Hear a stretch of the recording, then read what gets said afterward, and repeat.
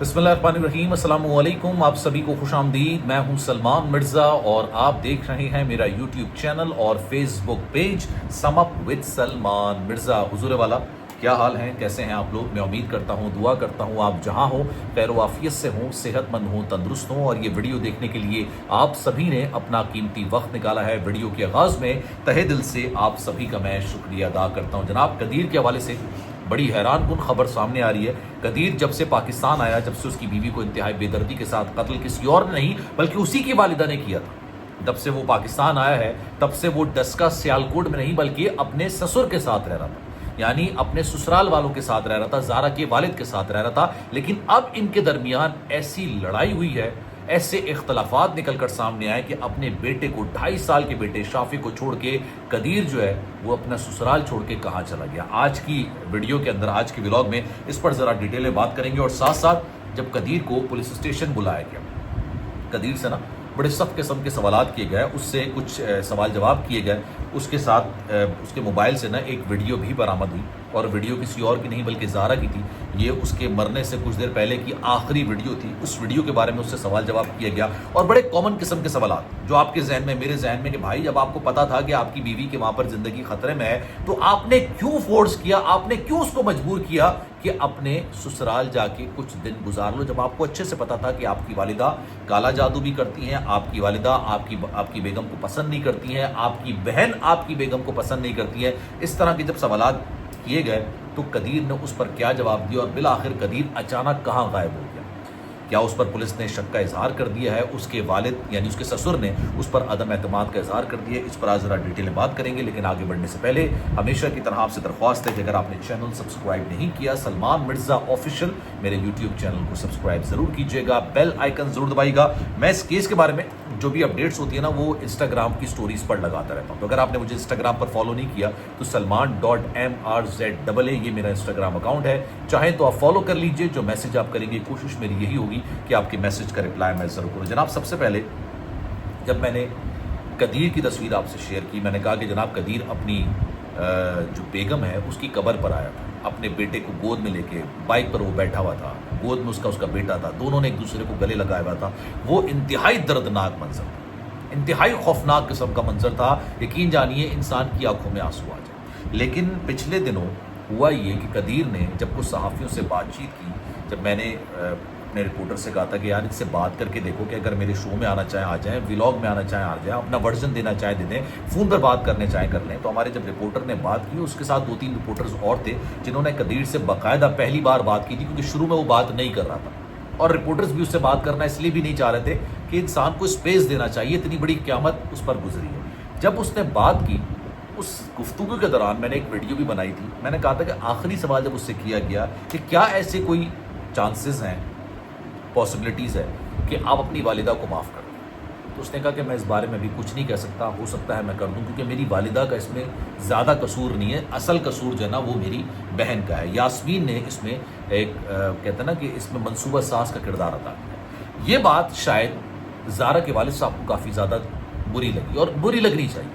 مطلب زارا سے اس کے والد صاحب بے تحاشا محبت کرتے، کوئی ایسا دن نہیں تھا کہ زارا کے والد اس کو کال نہ کرتے، مطلب جب وہ پاکستان کے اندر ہو تب بھی، جب سعودی عرب کے اندر ہو تب بھی، مطلب باپ کا بیٹی سے ایک عجیب ہی والہانہ قسم کی محبت ہوتی ہے، ایک انسیت ہوتی ہے، ایک پیار ہوتا ہے۔ لیکن شاید زارا اور ان کے والد صاحب کے درمیان جو محبت تھی وہ کافی زیادہ تھی، اسی لیے اس کے والد صاحب اس کو آئے دن، مطلب دن میں 2 دفعہ کال کیا کرتے رہتے۔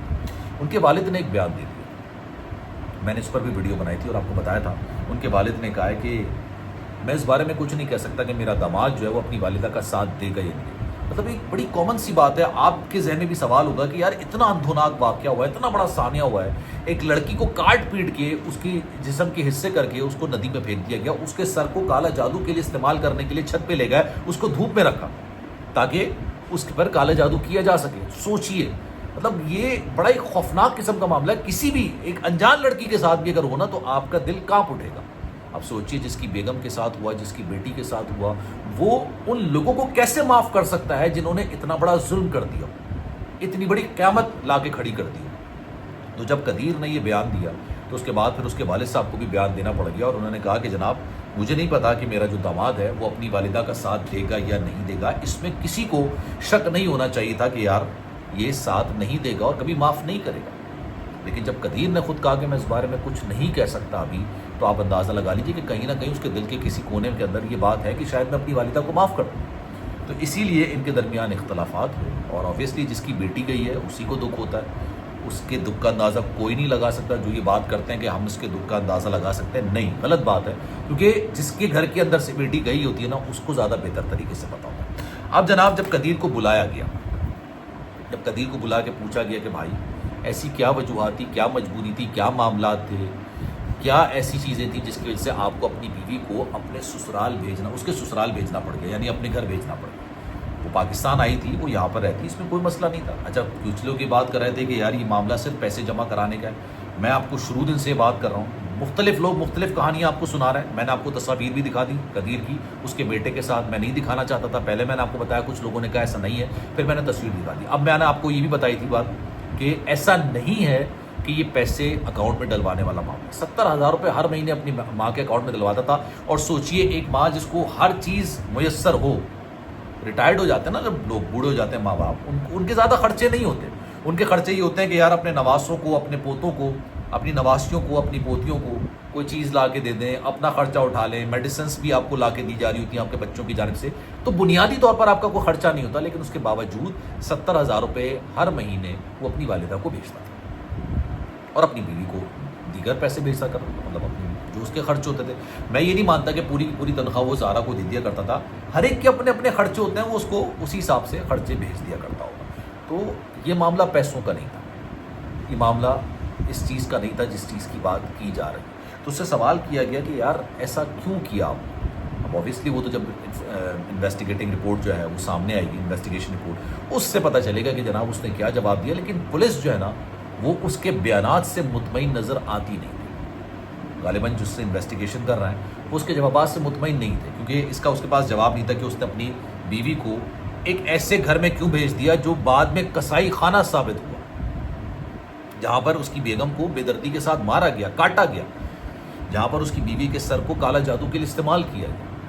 یہ بڑی خوفناک قسم کے معاملات. تو اس کے بعد سے شاید قدیر یا تو اپنے سسرال سے ہٹ کے کہیں اور رہنے لگ گیا ہے, کیونکہ اوبیسلی وہ ابھی جا تو سکتا نہیں ہے جب تک انویسٹیگیشن چل نہیں رہی. اس پہ کسی قسم کا شک تو نہیں ہے ذات, لیکن کہیں نہ کہیں انسان کے دل میں کچھ نہ کچھ باتیں ہوتی ہیں جس کا وہ اظہار برملا طور پر کر دیتا ہے. ان کے والد نے بھی کر دیا, نظارہ کے والد نے بھی, قدیر نے بھی کر دیا, اور پولیس تو اوبیسلی انویسٹیگیشن کر رہی ہے, تو اس کو بھی شاید کہیں نہ کہیں کچھ نہ کچھ معاملات گڑبڑ لگے ہوں. اب اس بارے میں آپ کی رائے کیا ہے, میں چاہوں گا کہ کامنٹ سیکشن میں اپنی رائے کا اظہار ضرور کیجیے گا. سلمان مرزا کو دیجیے اجازت. زندگی رہی, صحت رہی, آپ کی دعائیں رہی, تو انشاءاللہ آپ سے پھر ملاقات ہوگی. خیال رکھیے گا اپنا. اللہ حافظ.